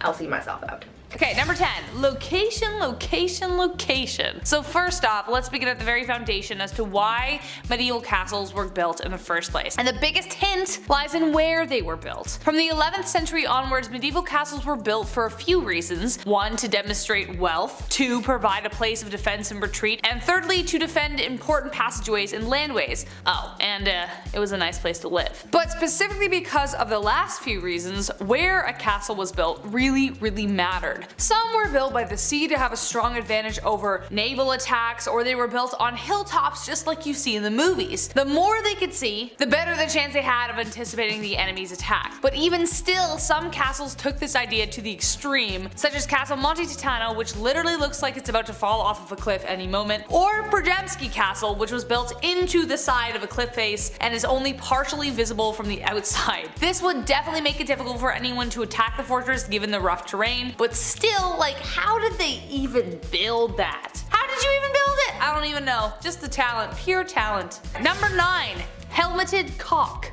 No. I'm not talking about what you think I'm talking about. Think about how much entertainment you consume on a daily basis. You're watching me right now, scrolling on TikTok, Instagram, movies, Netflix, whatever you want to do. The desire for entertainment is strong in humanity, so medieval nobles found ways to insert the funnies into everything they could, even food. Helmeted cock was one such entertaining delicacy that delighted all of the guests behind the castle walls. It was essentially a rooster stitched to a pig and then roasted. Another game they used to play with their food was live frog and chicken. They would put live frogs into pie shells so that when someone cut into it, all these frogs would just ribbit about the dinner table. Hilarity! And then live chicken was significantly darker. They'd pluck a live chicken in boiling water in front of the guests, like in a jacuzzi, and when it passed out, they'd glaze it to look like it was cooked. Then they would lay it on the table, and when the chicken finally came to, it would bound up and down the table to the delight of the guests. This poor chicken who's like frantically being like, where the heck are my feathers? I'm naked! Just awful. Weird times. Weird times. What else were they gonna do? Number 8, the art of dying. To see where I'm going with this, check out this pic. Why does he look so calm? He's literally being stabbed in the head and like the side and everywhere else. While in real life this wouldn't actually happen, you wouldn't be this calm if you were being killed, but this was the goal. People lived in a very pious society back in the medieval ages, and what with death looming around every corner with the Black Plague, you know, they developed a very unique idea about death called ars moriendi, the art of dying. The idea revolved around a good Christian death, that it should be planned and peaceful. I'm going to die on December 16th, blah, blah, blah, blah, whatever date. They didn't actually say that, but anyways. So as medieval people were lying on their deathbed in their castle, they were expected to perceive it without despair or any kind of existential crisis. You had to take it honorably, and if you didn't, it was looked down on, but then again, you were also dead, so what does that matter? But it was because of this belief that even in paintings depicting gore and death, the victim, who was stabbed in the head, always had like a calm expression, just like, yeah, this is fine. It's a flesh wound. Number 7. A jester versus Netflix. As soon as I said jester, you pictured a tight-wearing, colorful bard with a stupid hat. Probably not far off, but the nobles had to entertain themselves somehow, as previously mentioned. The castle would play host to loads of minstrels, jugglers, and acrobats. Edward II, for instance, in 1306 had hundreds at his knighting celebration. But the original meaning of the jester was just simply a good storyteller. They would wander in on dark evenings and entertain the company with fancy tales, comedic and dramatic. But soon jesters became employed full-time to kings and lords. Henry II had one called Roland the Musical Farter. Great name. I wonder what he did. Every Christmas, he would perform and earn a grant of the land, so they were paid pretty well. They had to be wise and quick-witted in order to maintain the love of their masters. However, if they went too far, off with their head. Triboulet, the king of France's fool, once went too far and was sentenced to execution, but he got out of it when they allowed him to choose how he would die. He simply said, old age, and he was pardoned. Again, quick-witted. At number 6, peddler. This next job from the Middle Ages is one that we kind of still have these days, just a little more modern. We're talking about peddlers. You know how there are people who go door to door trying to sell you something, like back in the day when Avon used to do house calls? Well, this was essentially what peddlers did. Their job was to travel from village to village to sell various goods. This was how a lot of people in more remote areas were able to buy certain items. The peddler's job was pretty important for the local economy because it was able to bring business to larger areas than just one local town. It seemed like a good enough job, but socially speaking, peddlers were always looked at with suspicion. Oftentimes, local people would accuse peddlers of being criminals. Now, they easily could have been criminals, but it's really a case-by-case situation. You can't judge someone for just trying to get their coin. At number 5, gong farmer. Now, even though there were simple jobs like being a scribe and carrying water to people, there were also some messy and not so glamorous jobs as well. This next one I'm about to tell you about was definitely one of the worst jobs that you could have. See, there was a time before modern sewers and plumbing were a thing. This was a pretty icky time because rather than waste being disposed of in sewers, they were deposited into a privy or cesspit. Now, these things had to be cleaned out periodically, and guess what? There were people who were hired to do just that. The gong farmer was someone who was hired to maintain the cesspits, and so they would be given a large ladle and they would scoop out the waste and transport it away. Now, I can only imagine how horrible that job would have been and how horrendous the smell would have been too. It sounds like an absolute nightmare, so I'm glad it's not a thing anymore. At number 4, galley rower. Now, as bad as it might have been to be a gong farmer in the Middle Ages, there was apparently a job that was much worse that people would do anything to get out of, and that was the galley rower. This was considered to be one of the most grueling jobs from the Middle Ages, and I can see why. These people would be tasked with working on a galley and rowing a ship along with a team of up to 1,000 other people. Apparently, people hated this job so much that they would try and avoid being picked to be a galley rower at all costs. Many people would join the priesthood in order to become exempt from becoming a galley rower. Usually this job would go to the poorest peasants and even slaves, as it became more and more difficult to find people for the job. That was one occupation that everyone agreed was the worst. At number 3, cupbearer. Now, this is a job that I wish was still around. Not because it's a great job or anything, but I feel like it could have been cool to have my own personal cupbearer so I could feel like a queen, you know? The job of the cupbearer was pretty self-explanatory. Their whole occupation was to serve the monarch their drinks. Now, I know I said I would have wanted a cupbearer so I could feel like a bougie queen, but the cupbearer's job was a little more important than just serving drinks. See, there was always the fear that the reigning monarch could get poisoned because it was a very common act of treason back in the Middle Ages. The cupbearer was the only person tasked with serving drinks to the king or queen because they had to make sure that it wasn't poisoned, even if it meant tasting the drink themselves before serving it, just to make sure that all was well in the cup. A lot of trust had to be put into this cupbearer so they could be quite influential in the courts if all went well. They were risking their lives and safety doing a pretty basic task, but it was for the good of the realm. At number 2, alewife. Speaking of drinks though, let's talk about how the drinks got into the cups and who made them. In medieval England, women were mostly tasked with the practice of brewing ale, and they were aptly named alewives as a result. Alewives were very important not only for business, but also for the good of their families. Brewing was a quote, small scale, low investment, low profit, low skilled industry, but it brought success to a lot of married women as well as a substantial amount of independence, since this would have essentially been their business and their own source of income. These women would always be hard at work brewing because they sold their ale quite quickly. Ale didn't have a very long shelf life, and so they would make and sell their beverages quickly to keep up with demand and to compete effectively with others in the trade. Eventually though, the alewife was extinguished by the 15th century as brewing became more commercialized and people sought to take the independence of women away. And finally, at number 1, alchemist. As you can probably imagine, science wasn't all that advanced back in the Middle Ages. There wasn't really much understanding of how the world worked. Back in these days, there were people who tried to practice science in a way that they knew how before many advancements in the field came out, and these people were called alchemists. These alchemists believed that it was possible to change metals and chemicals. They tried to purify metals to change them into other things, and one of the most common experiments was trying to convert tin into gold or silver. For other alchemists though, their mission was to come up with new medicines to heal people and cure them of their ailments. Alchemists were quite popular until the 17th century as the ideas behind alchemy were replaced by the science of chemistry. I guess you could say that alchemy walked so that chemistry could run. At number 10, shaming parades. If you've watched Game of Thrones, then you might be familiar with that scene where Cersei gets paraded through the streets of King's Landing while naked, while someone behind her is ringing a bell chanting shame. Ding ding ding. Shame. It's kind of a meme, but it's also based on a real medieval tradition called shaming parades. For years, people have loved shaming others. I think it's kind of human nature at this point, and obviously back then, they didn't have social media to use as their preferred method of ripping on someone, so they got creative. Depending on what the accused did, their punishment would vary, but the one thing that stayed consistent was them being paraded through the streets for everyone to watch. Specific punishments were given for specific crimes. For example, if a tavern owner served bad beer, then they would be paraded through the streets and forced to drink the beer. If they were caught stealing a pig, then they would walk through the streets with a dead pig around their neck and a crown made of pig's feet.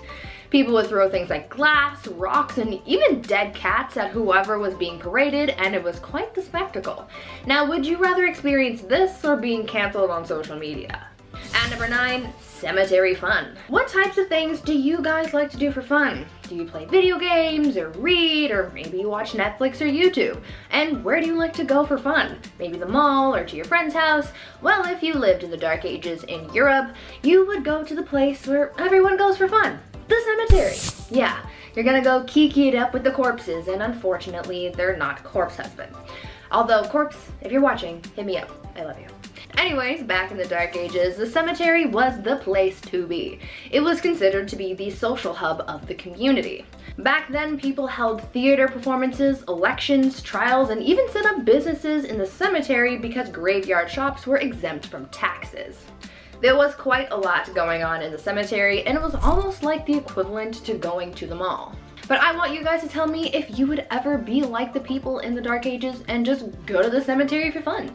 Before we carry on talking about the weirdest parts of life from the Middle Ages, why not take a moment to leave a like on this video if you're enjoying it so far, and while you're at it, consider subscribing to the channel to see more videos like this one. At number 8, judging tears. In modern times, somehow we've come up with the idea that only girls are allowed to cry. I think that's pretty BS, and it's healthy for everyone to express their emotions, and funnily enough, they believed the same thing back in the Dark Ages. Back then, everyone was expected to cry freely, but the strange part of all this is the fact that people judged how others cried. Their tears would be judged on quantity, duration of crying, and the frequency as well.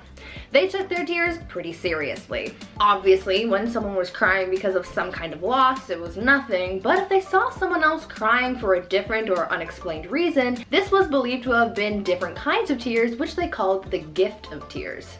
They believed that this was a sign that someone was thinking of Jesus and his suffering, and that they were so overwhelmed with emotion that they would be moved to tears, and this was also considered a gift from God.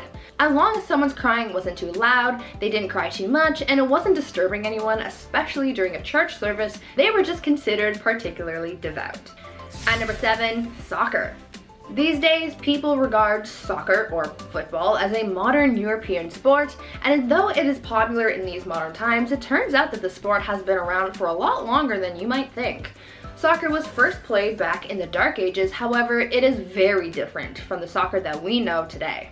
Back then, the sport didn't really have a name, and there were no rules either. The only thing people followed when playing this game was the objective of winning. Back then, you were allowed to win by any means necessary besides deliberately offing people, of course. Back then, soccer became known as a pretty brutal sport. It was violent, chaotic, bloody, and sometimes even deadly. It involved an infinite amount of players, so it was really a free-for-all on the playing field. The sport was so intense that in 1314, King Edward II banned the game, decreeing, quote, "on pain of imprisonment, such games to be used in the city in future." Glad things have changed since then because FIFA would really be intense if it hadn't. Number 6, gazing out of windows. Imagining a world where women are restricted from education, business autonomy is thankfully getting harder and harder to do. But even without feminism, women still operated within the constraints of a patriarchal society in very important ways. It was their job to run the entire castle when the lord was away, for instance. They weren't just staring out windows, waiting to lower their hair for a handsome suitor. Medieval noblewomen, for instance, had the responsibility of running the household and enforcing it. Lords were often away on crusades, war, court, or even just dead. So it was up to the ladies to run the estate, finances, and even to defend the castle against attack. Also, if the husband was dead, many women would choose not to remarry because you had more advantages being a widow than being married. You would essentially be treated as a man, especially in terms of property and things like that. Religion was also incredibly important, and one of the restrictions for women at the time was that they were forbidden from touching the altar. So in order to metaphorically dance around this, they donated their clothes to the church, which would eventually be worn by the clergymen, hence they would eventually touch the altar. A very clever way of getting around this rule, but more research needs to be done about women in the medieval ages, but this is kind of what it looked like. Number 5, shotgun weddings. Behind the closed doors of the castle walls, love lives were pretty much what you would expect them to be. Really stinky, and also not about love. Marriage was politically motivated, and there wasn't room for much love there. Women had essentially no say, and both boys and girls could be married as soon as 12 to 14. However, compared to today, their ceremonies would be better compared to a shotgun wedding in Vegas than the ones we know. It would be completed in a matter of moments just by simply uttering consent. You could marry technically in the street, or at dinner, or at a pub, or in bed after the deed is done. So because things got so confusing by the 12th century, marriage got more complicated. It was declared a holy sacrament that must be observed by God. Observed being the key word. Not only did people actually have to see people saying I do, they had to see them do the deed. The bride was carried to the bed by the family, and they would wait around until the act was complete, so you know what I mean. If you were lucky enough to live in a castle, you might have had bed curtains to shield the viewing, but they still heard everything that was going on. Number 4, the mystery of Ludlow Castle. Beyond weird weddings, war, and strange food performances, castles contain secrets behind their walls we may never know, such as the mystery of the White Lady of Ludlow Castle. In the 12th century, the castle was home to Marion de la Bruyere, and she had a secret. She was in love with a secret suitor with whom she would sneak into the castle each night. She would lower a rope in true Rapunzel fashion to bring her love to her. But little did she know that her mysterious love was setting a trap for her. One night he left the rope below so that more men could follow up behind him and take the castle. Bereft and betrayed, Marion stabbed her lover with his own sword. She then flung herself from the castle's walls and perished on the rocks below. To this day, people have stories of seeing a woman's white figure tumbling from the castle window, trapped in the desperate circumstances of her death. Number 3, secret passageways. If I am ever in my life able to actually afford a house, we'll see. One of the ride or die requirements is a secret passageway or to a secret library. Like both. Both would be great, but a secret library is a must. And I will never tell anyone about it, because how cool would it be if they found it themselves? Medieval castles were filled with secret passageways and alcoves designed to help facilitate escape should the need arise. In fact, it was kind of a requirement of fortifications to have one. The main secret entrance was called the postern. It was small, therefore easy to defend, and protected by metal grates, as well as there were battlements above it. However, the entrance could be exploited if in the wrong hands. Say you have some double crossers behind your walls. They could help sneak in the enemy soldiers, such as the case of Corfe Castle during the siege of 1645. An officer named Colonel Pittman helped aid enemy troops in through the postern, condemning the fate of the fort. Number 2. Where's the loo? There are so many reasons to be thankful for modern day plumbing, but this reason above the rest. Because of plumbing, we don't need a gong farmer. What is a gong farmer? I'm not glad you asked. In castles, bathrooms were often called gongs or loos, and often overhung over the moat or onto the ground so that like whatever was happening would just drop below. There was a wooden board with a hole in it, you sat on it, did your business, and got up. Simply straightforward. But sometimes the droppings fell into a cesspit, like in Rochester Castle. The smell would rise up, and though they didn't know about germs, they believed bad smells were unhealthy. So eventually, the pit had to be cleaned. Enter the gong farmer. This is a dirty job that even Mike Rowe would run from. They had to scoop out the stuff, ferry it away, and bury it. It was a dangerous job too, and one poor fellow named Richard the Raker fell into one and drowned. Now that's a way to go.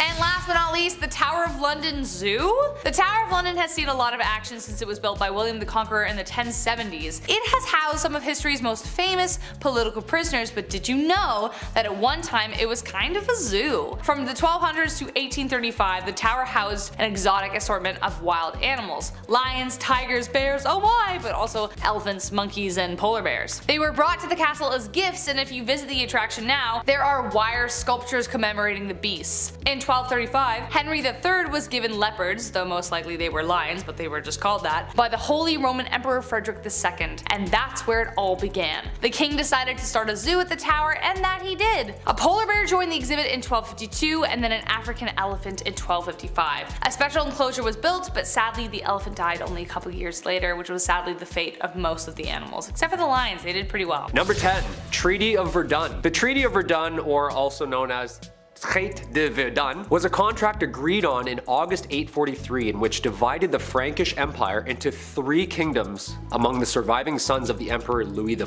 the firstborn son and heir of Charlemagne. Long story short, all the grandsons were all at civil war with each other about who was getting what did Grandpa promise. The treaty followed shortly after almost 3 years of wars between the brothers. It was the first in a series of partitions contributing to the dissolution of Charlemagne's empire, and it is seen as a blueprint in which modern societies are based off of. Basically, the brothers all had to split what their grandfather had decreed his own into land. Lothair the First, coolest name, Charlemagne's eldest son, received Francia Media, or the Middle Frankish Kingdom. Louis II received Francia Orientalis, or the East Frank Kingdom. And Charles II received Francia Occidentalis, or the West Frankish Kingdom. You and I both know the youngest got the most. Come on, I'm just gonna say it right out. Everyone likes to talk about the eldest son this and the eldest son that, but we all know the baby gets whatever they want whenever they want, don't they, huh? I'm looking at you, Taylor. Come here, man. It's true, man. The baby gets everything. Middle child?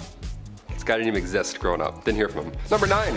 Underground Castle. Big Chet and I are currently replaying Ocarina of Time, so in honor of Hyrule, I gotta include this medieval castle. It was once a residence during the reign of King Henry III. This castle was actually discovered recently underneath a prison yard back in 2015. The old prison castle, we love those.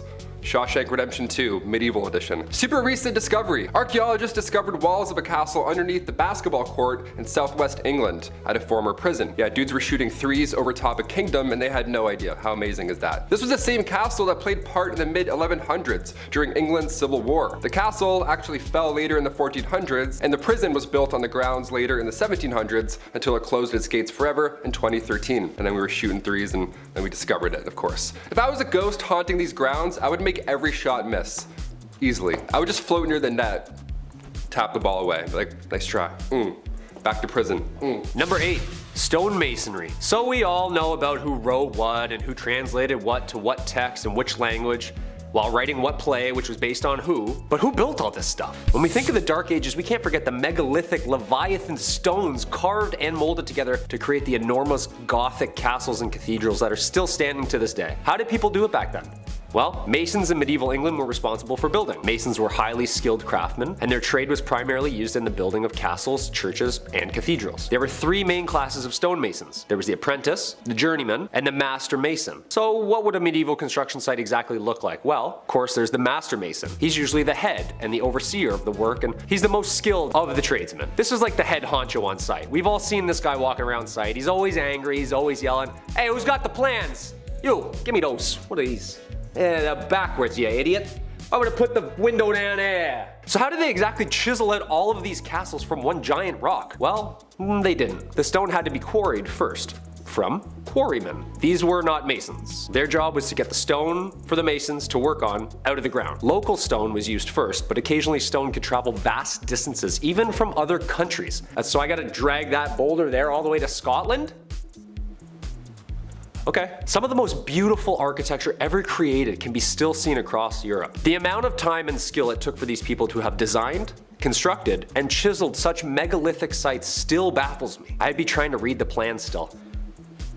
Oh, that's north. I got it, we're good. Number 7, apple bobbing. In a time where bodies were literally piling up on the side of the road, I can't believe we got apple bobbing out of the whole ordeal. That's crazy. It seems like ill timing, but it is the Dark Ages. What can you do? Apples historically have always been a symbol of importance. The Greek golden apple started the Trojan War. Snow White's poison apple was a symbol of importance in literature and all that good stuff from growing up. And in the Middle Ages, apples were viewed as a symbol of romance and fertility. These things have roots, pun intended, of course. In medieval times, bobbing for apples was flirty. It was their version of speed dating, dare I say. What happened was all the leftover apples from the big harvest were then put into a big bucket. Each apple had a villager's name on it, and then maidens would have 3 chances. 3 chances to grab that apple with their teeth. 3 chances to win a date with the English Tad Hamilton. What a weird time. Can you imagine if this was in Game of Thrones? Reek is just shivering for 2 seasons, bobbing for Ramsay's Bolton apples. We're like, medieval times were dark, holy sh**.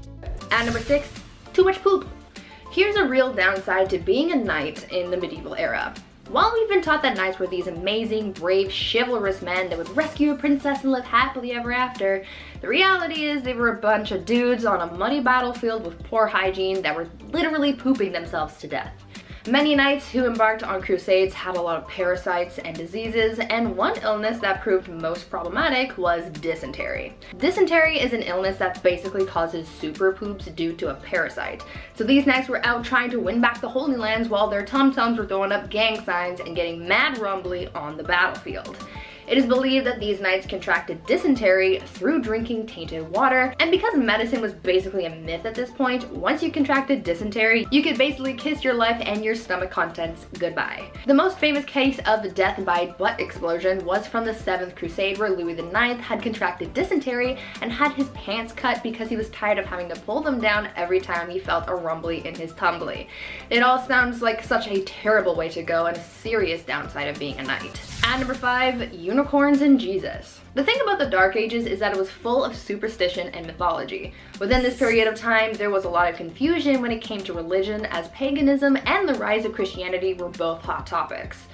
Many times, superstitions and mythology from paganism made its way into religious beliefs of Christians, and things were known to get a little weird. Take, for example, the unicorn and how it was incorporated into the Christian beliefs of the Dark Ages. It is believed that a mistranslation of what is thought to have been an ox is what brought unicorns into Christianity. Because of this mistranslation, the Bible likened Jesus to a unicorn.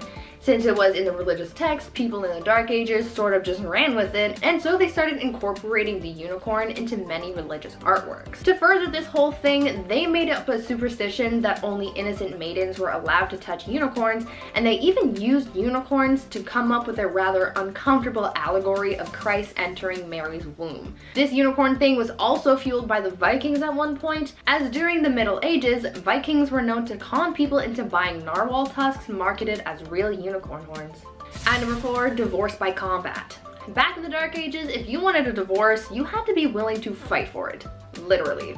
In medieval Germany, couples would take to the ring and settle their disputes, and it was quite the showdown. Trial by combat was the common way of settling arguments back then, but when a husband and wife were fighting, things were a little more interesting than having just an all-out brawl. During these divorce by combat proceedings, the husband had to stand in a hole with his hands tied behind his back, while the wife ran around in circles with a bag full of rocks. I don't really see how this settled anything, but who am I to question the methods of the Dark Ages? At number 3, Animal Court.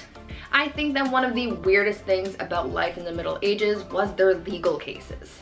As I told you, their divorce proceedings were literally a trial by combat. They also found some bizarre ways of trying to see if someone was accused of witchcraft, and that was pretty dark, but the strangest court battles involved animals. Animals were sometimes put on trial back in the Dark Ages. All animals, from livestock to pets and even insects, were not safe from the law, and they would be put on trial if they were suspected of breaking the law. According to records from the Dark Ages, at least 85 animals were put on trial for a number of reasons. Pigs were the ones who were put on trial the most, for chewing off people's body parts and even eating children. In 1474, a rooster was put on trial and found guilty of an unnatural crime of laying an egg. And even unwanted rats were put on trial and received strongly worded letters demanding that they leave the premises. The most bizarre case, though, involved a donkey who went through a legal trial and actually won. This donkey became the victim of unwanted advances, but was deemed innocent because someone declared her to be a, quote, virtuous and well-behaved animal, end quote. These people had just way too much time on their hands. At number 2, yummy people. As you could probably imagine, for medieval knights, desperate times called for desperate measures. Oftentimes during battles, supplies would run out, and knights would be left dealing with starvation on top of everything else they were going through. This proved to be quite a huge problem during the Crusades, because after supplies and food started running out, people got desperate and started seeing each other as snacks, if you know what I mean. Some of the poorest crusaders resorted to eating people to get them through the journey to take back the Holy Lands, and as you can imagine, it was a pretty gory sight to see. Knights back then recalled seeing enemy forces on spits and dismembered people lying around in plain view. It was rough being a knight back then, and the amount of shortcuts and strategies people came up with just to survive got real dark real fast. And finally, at number 1, watching consummation. Back in medieval times, depending on the century, weddings either meant a lot or meant nothing at all. If it was the early medieval age, then no one really gave a hoot about marriage. But later on in the medieval age, marriage became a holy sacrament, and this sacrament had to be consummated. They would do the good old brown chicken brown cow, boom boom pow, OMG wow, which would have been a positive or a negative experience depending on the circumstance, but it was also a little weird because there would be people watching it all happen. That's right, guys. After the ceremony and reception, people would follow the bride and groom up to the bedroom and be like, hey Joe, grab the popcorn, we're watching a live showing of 50 Shades of Grey. And Joe would be like, you'll bet. Yes, that's exactly how it happened. Anyways, this was all done so that there were witnesses to the consummation so that their marriage's validity could be backed up. So if anyone tried to deny that their marriage was legit, Joe with the popcorn would be able to back up the bride and groom and confirm that everything actually happened. Kinda kinky, kinda weird. Number 10.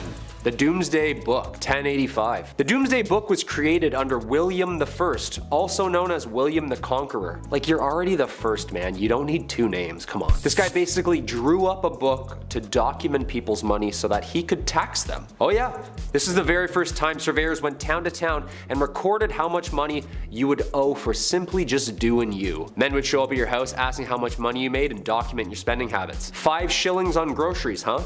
Okay. And 5 on that phone plan. Look, tax season's coming up, Arthur. It's not looking good, man. Talk about a bunch of crooks, huh? Imagine owing someone money for just trying to make an honest living. Yeah, thank God that didn't catch on, right guys? Oh, speaking of, I gotta phone H&R Block.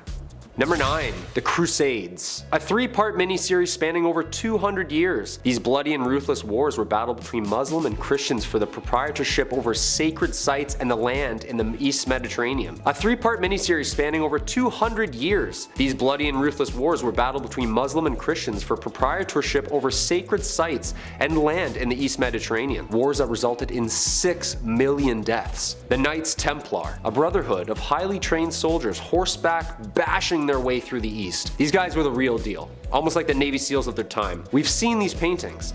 The elite fighting force with the red cross painted on their chests. I wonder if they had to do a Hell Week. These soldiers were the most trained and savage fighters in all the Christian armies. Richard I leading the third and final crusade, earning him the name Richard the Lionheart. Back then the names were always something so aggressive and scary. It was never like Richard the Clownfish or Henry the Pygmy Goat. No, we need fear. Way more fear. Number 8. The Magna Carta. The year's 1215. We need some laws, people. This document was one of its kind. A document setting out the laws and limitations from the common man to King John himself. A legal system written down so that there are clear do's and don'ts. No free man shall be seized, imprisoned, dispossessed, outlawed, exiled, or ruined in any way, nor in any way proceeded against except by the lawful judgment of his peers, and the law of the land. Did you get all that? Write that down. Except women. They don't have laws. And they can't act in plays. Sometimes people needed to face the music. And even animals.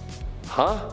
That's right, animals. Being tried in a court. A lively and popular event trying any law-breaking animal from goats to pigs to even chickens. Ladies and gentlemen of the court, did you, Mr. Feathersworth, peck the floor, yes or no? Objection, Your Honor, leading the witness. My brain can't fathom this, guys. Number 7. The Battle of Bannockburn. This infamous battle between Scotland and England was one of the most important battles of the Middle Ages. The end of the bloody war for independence. Basically, Scotland was like, yeah, we're gonna go over here and roll our R's. The gruesome wooden wars were caused by the English invading Scotland in 1296. A leader slowly rising the ranks, William Wallace, the guardian of the King of Scotland himself, holds off the English forces and is knighted a hero to Scotland. Unfortunately, like every hero back then, he was also hated. He was captured, hanged, drawn, and quartered. Like, why do you have to do all that after he dies? Like, he's dead.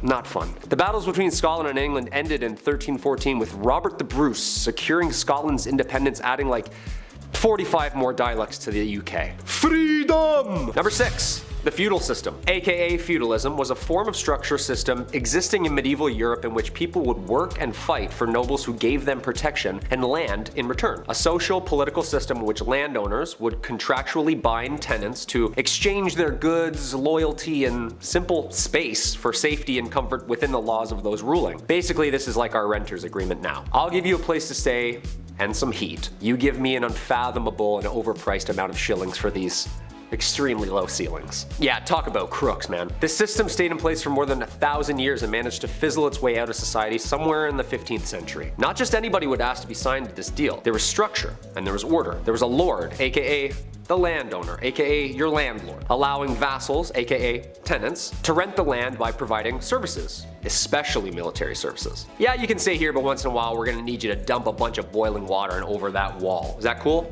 Yeah, you're fine with that. The plot of land, called a fief, was typically worked on by serfs, who were laborers who had very few rights and were bound to the land itself. These are the lowest class of people, and they basically did any and all to stay safe on the lord's land. Jobs would include farming, jobs would include cleaning, and was a minimum of 3 days' work to maintain in good standing and remain stationary. Sure, there was no dental or mental health days, but come on, a 3-day work week? Plant a couple carrots here and there? It doesn't seem that bad. Number 5. Fear the Dead. With The Walking Dead on their 47th season, I think it's time to take a peek into zombie history, shall we? And find out where this grim idea really started. Well, it's certainly not a new one, I'll tell you that for free. As far back as the early 1300s, residents were buried in the village of Warren Percy, where archaeologists discovered them many moons later, and they discovered marks on their bones. Cuts, burn marks, you name it. Apparently this was all done after they had passed away. But why? Scientists believe that these injuries inflicted after their untimely death were to prevent them from being reanimated, you know, coming back to life and haunting your village. To keep them in their graves, of course. Unless this dude did something to piss off an entire village that much, they were clearly afraid of this corpse coming back to haunt them. Number 4. Studium Generale. This period also saw the birth of what we call the modern university. This was a culmination of material translated and taught to provide a new infrastructure to scientific scholars. Some of these new universities were registered by the Holy Roman Empire as an institution of international excellence, giving it the title Studium Generale, or better known as Studia Generale. Most of the early Studia Generale were discovered in Italy, Spain, England, and France. These places of study were considered the most prestigious places of learning in all of Europe. I bet you this school hoodies universities were still so expensive. Just someone's old textbook with a mustache drawn on Marcus Aurelius. The listed number of institutions began to grow as new universities were founded throughout Europe. As early as the 13th century, scholars from the Studium Generale were encouraged to speak and lecture courses at other institutions within Europe to share documents and information, which led to the current academic culture seen in modern universities today. It's a TED Talk, come on. There had to be one cool professor back then, like the guy who lets the class teach itself, orders pizza, has tenure, and hates the monarchy. Number 3, medieval taverns. Say you want to grab a pint with the local lads. Where do you get an IPA in the Dark Ages? Where do we get a 6-pack of Arthurian ale? Well, this is the medieval ages, so instead of venturing through the woods to hopefully maybe find another town, just ask thy neighbor. That's right, in the Middle Ages, you could brew your own ale. No problem, no one's asking any questions. Give it a shot. In the late 12th century, baking bread was not freely permitted, but making ale in your basement was. I guess that's great. So the higher ups, the noble lords, they wouldn't care if you made ale and had a block party, but if you made a weak ale, or it was improperly measured and then distributed, then, and only then, do you get a fine. Arrest this man at once. Number 2, St. Patrick. St. Patrick was a 5th century Roman British Christian missionary and bishop in Ireland. Also known as the Apostle of Ireland, although he is the first apostle, having lived prior to the current laws of the Catholic Church.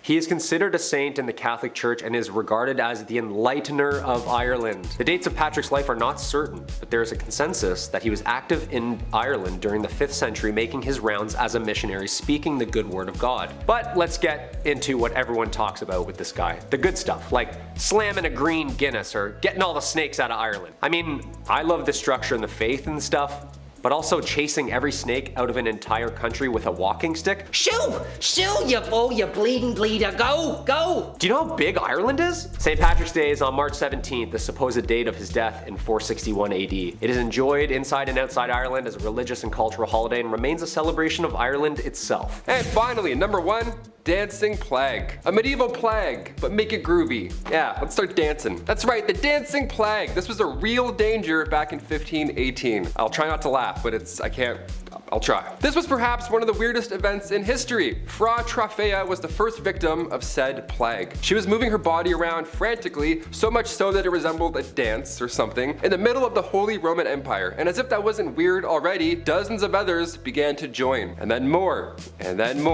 all moving their bodies with a similar, wacky, frantic twist.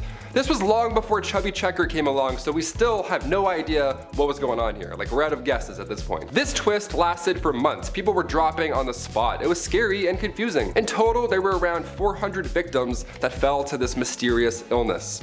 That's a lot of deaths. That's a lot of real deaths. This was documented in 16th century historical records, so I don't think the story is made up per se. No one would make this up. It's terrifying. A Catholic saint at the time, Saint Vitus, was believed to have the power to curse people with said dancing plague. What an amazing power also.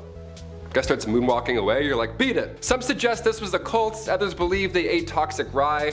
Who's to say for sure? Either way, we're all dancing.